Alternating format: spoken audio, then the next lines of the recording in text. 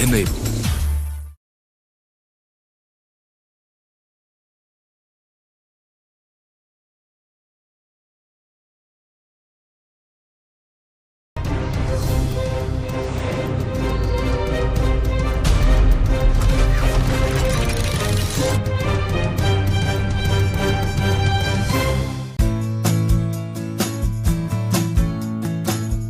Designs and Change, an integrated business advisory group that addresses business challenges across growth, transformation and future readiness, recently organized and hosted the first edition of Transformation Dialogues 2019 in Bengaluru.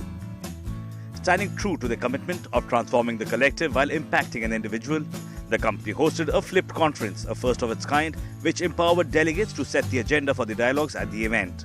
Founder and CEO Hariraj Vijayakumar delivered his opening keynote to set the context for the dialogues. I'm really excited to be standing here, just opening up this day-long dialogue on transformation. I'm also excited about this new format that we have embraced, the one of Flip Conference. So, throughout the day, we are going to be speaking a lot about frameworks and how we can use frameworks to strategize, how to identify shifts and stuff like that, right? Now, if you look at it, it's easy enough to think that, okay, everyone should be able to do this pretty rapidly. Data doesn't show that. Very few companies seem to be successful in this space, in actually traversing transformation journeys. Why is that? Two words. One, agility. And second one is complexity. So our whole thesis around this is for you to demonstrate agility and acumen to conquer complexity. And this whole one-day experience is all about taking first step around that piece. Let's make it a great learning day. Thank you. Breaking away from the traditional format, a flipped conference empowers delegates to develop their point of view in a facilitated roundtable setting. To start the proceedings, Shwetal Chubhadeep, Chief Business Officer at Design and Change, outlined the process that would be followed through the day. After which, Sanjay Radhakrishnan, Chief Design Officer, gave his presentation on how delegates should approach formulating business strategies. We believe that we are in the beginning of a very exciting journey where we can begin to answer some of these questions. Delegates were then given 60 minutes to formulate and discuss their strategies with one another and get valuable insights from the individual facilitators on their tables. After each delegate had planned their individual strategies, a list of challenges were assimilated collectively from each table, which were then given to the panel to discuss and deliberate on. The first discussion for the day was on defining and aligning goals and how leaders can prepare to face the future of work. So the first category of questions that we curated are around the category of clarity. How do you know the choices that you're making is actually going to create an impact? It all sounds good on paper. And how do you communicate in an environment where you yourself may not have that clarity in place, right? Maybe Sudhish, you can start. You know, one of the ways that you start thinking about this is when you think about transformation, are we thinking about a department? Are we thinking about a function? Or are we thinking enterprise? Are we thinking about who's our client? What's going to happen with our client? Why is our client with us? How is this transformation going to change the lives of our client? And my ask is, if you ever see a transformation which is departmental, try and push that up to the enterprise. You have a greater chance of succeeding as a company if that transformation strategy is an enterprise strategy and not just a departmental strategy. Since we have done it, actually, I agree with him that you need to do it more at an enterprise level. So that when you're setting up your context, it is across all departments. It's not only for one. And as we are talking about transformation, it's going to be something much greater than what people would have thought. And actually, which we realized it too, that it sounds, today I'm saying from experience that because different people came from different backgrounds and basically their aspirations were way higher than what individually they had thought about it, actually. And that's what you really see it from the people and the team when you work together, actually. I think I kind of disagree on the fact that I think it should start at an enterprise level. Maybe in the earlier times, transformation would probably be, when you think of transforming a company or a policy, it would probably be a 2-year or 3-year exercise. Now there is a need to probably have it at a much shorter time period. And the need can come from any of the stakeholders. It can come from a customer end, it can come from a client end, it can come from the employees themselves, it can come from a region, right? It can come from a product that you have in the market. So that diversity becomes really important. So I think being open to that at all levels is an important aspect in my perspective. Talking to real customers is a critical step to give you clarity, and while it's commonsensical, it's a step that is often missed out. Secondly, marketing is no longer about marketing to your external customer. As far as transformation goes, every employee, team member is an internal customer. So if you want something to happen and you want the village to participate, you need to communicate, you need to make it participative. Philips being the large company that it is, this is a problem that, or a challenge that happens every day. So for example, yesterday we had the leadership kickoff for Philips globally. One of the challenges that has been faced by the company earlier was the way the strategy was being cascaded downwards and the specific goals that were supposed to be executed every year. So at least I have seen over the last 5 years, the way we've been actually cascading the strategy, we have changed the whole approach and the whole process. The whole cascading now, the extended leadership team, it's about 1,500 people. And it's a global cascading event that happens with those 1,500, 2,000 people. It's a 5-hour marathon session, which goes late into the night. But then it is the job of each center or each country head to, again, follow the same process. So from being a 5-step process to get it down to the last employee, it now has become a 2-step process. That is something that is, we've been doing better than what it is, but again, that's still the key to getting things done. So I want to quickly open up to the floor and see if there's any question that you guys have. Maybe one question. It's like a huge change when so much is happening on you from an outside-in perspective. How do you manage the transformation at scale? When you're geographically very large, or whether you're product-wise, whether your product lines are large, irrespective of how large, what scale means for you, you always got to think about having the right person. You got to put them into influential roles where actually they are empowered to influence decision making, right? Thank you. That was wonderful. Thank you so much. I want to first thank all the panelists for taking the time to come here and share their perspectives, and hopefully you enjoyed the conversation. Thank you so much.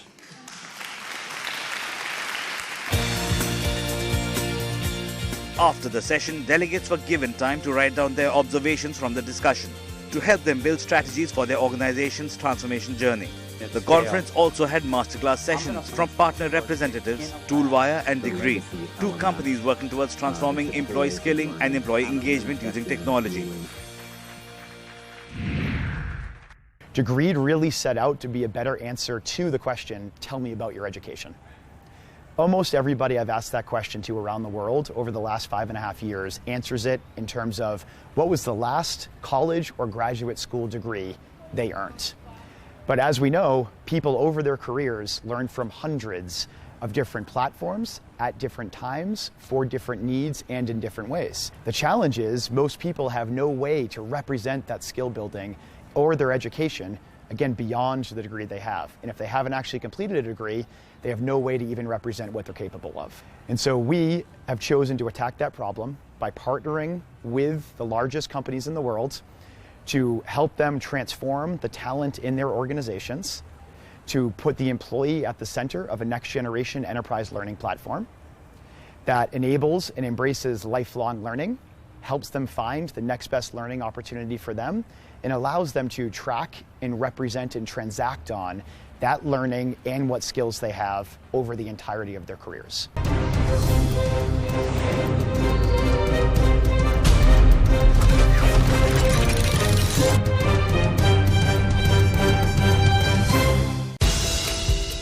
Designs and Change recently hosted the first edition of Transformation Dialogues in Bengaluru.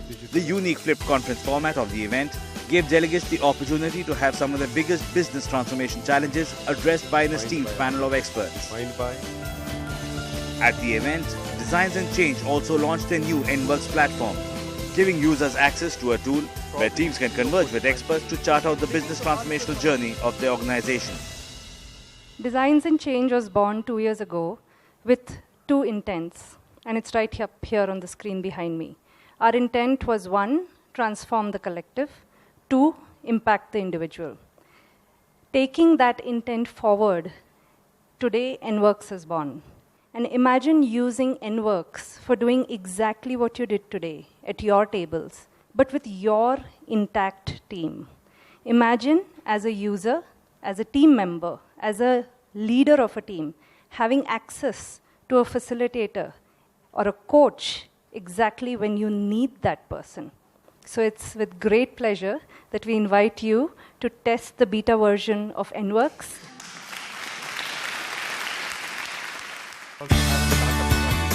Giving delegates the opportunity to discuss how technology and talent can be used as master levers for digital transformation, the second session of the Transformational Dialogues had industry experts and leaders address the challenges put forward by the delegates.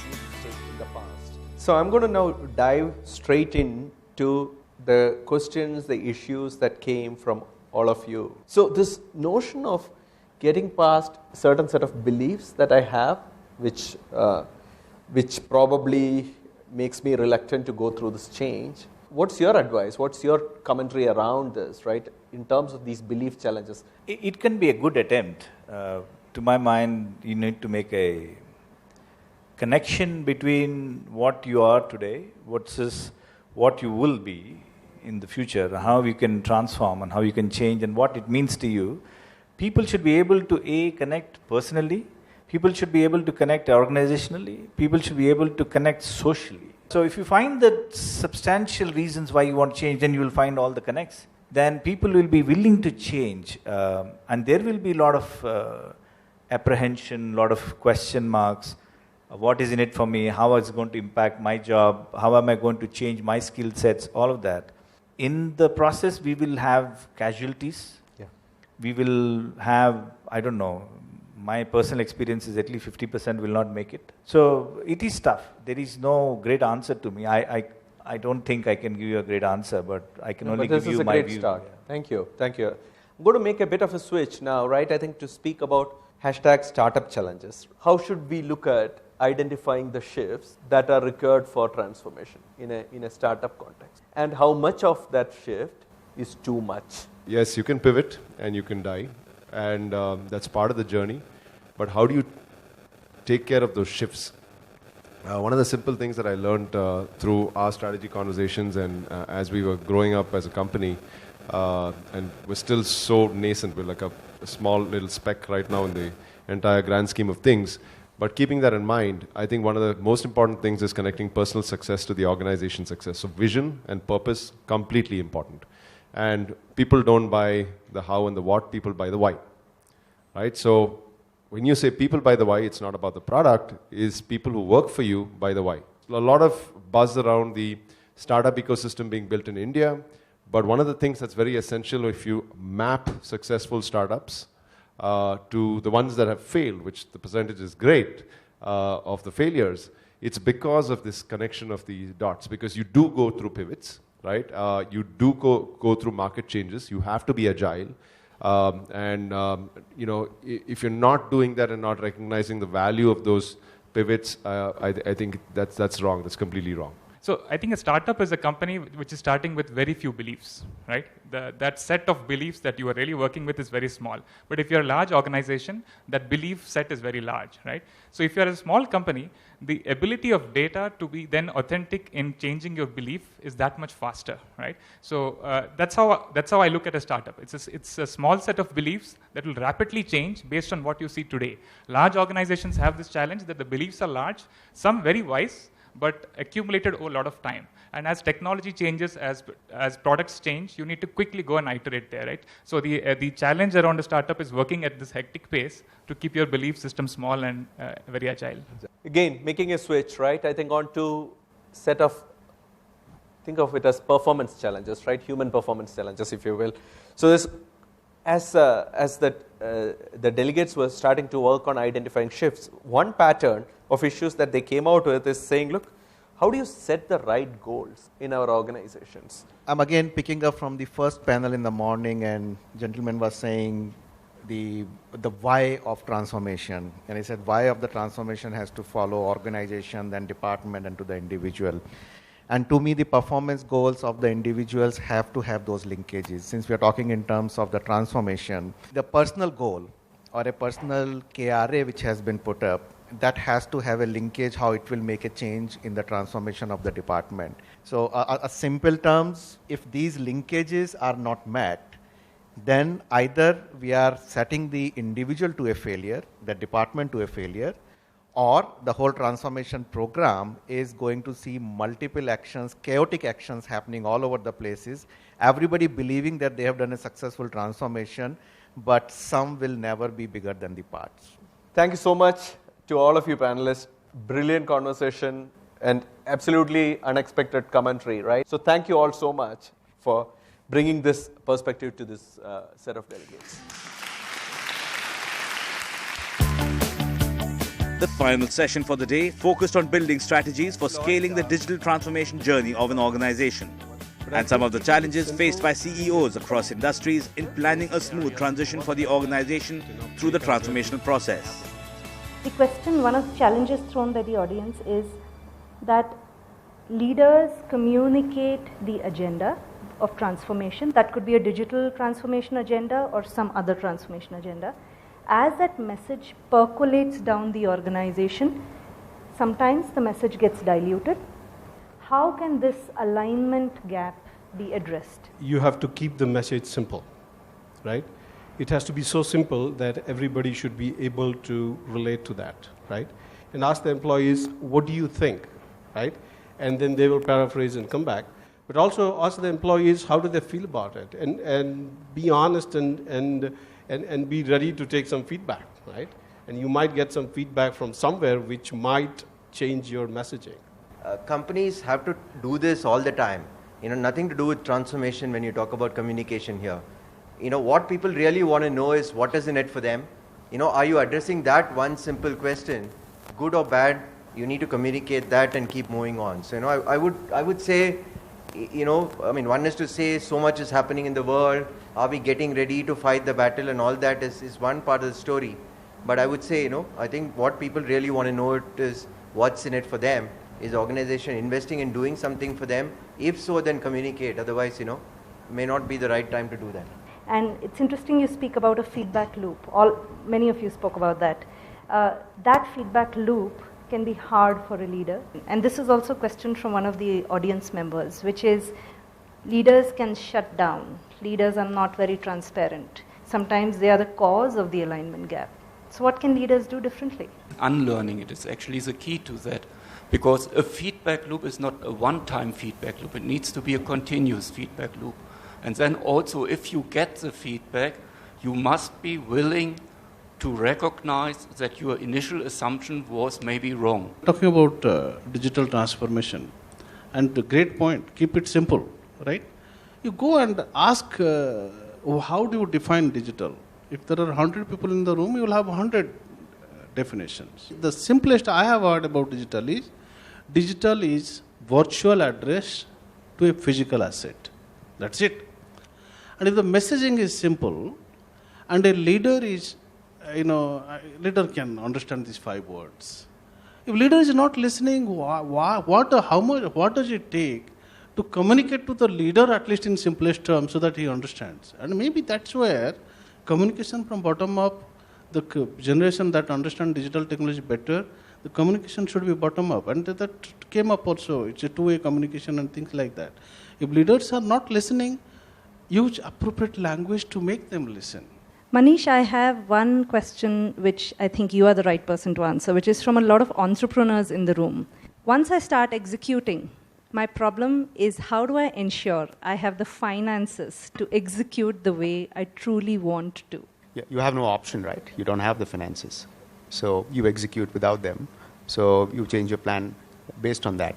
So I think a lot of people ask this question, chicken and egg, and it happens to us all the time. And we don't, you don't want to waste time trying to raise finances with investors. You want to spend time with customers and team, right? I think that's when design comes out. So you start designing backwards instead of wasting time figuring out finances. Thank you, everyone. To summarize, I think what I'm hearing you say is that the resources to execute exist within our ecosystem. We need to find the people who can leverage those resources to truly create transformation. So thank you very much. Ladies and gentlemen, big round of applause to our panel. And I'm very happy to say it's been a wonderful day today with all my delegates being happy.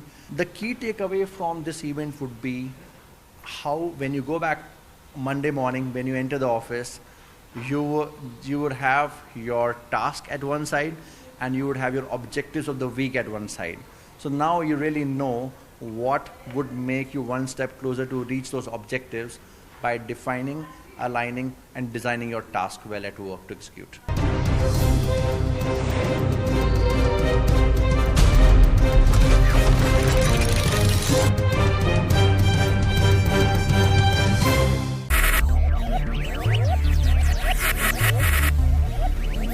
Focus, ideate, innovate, enable.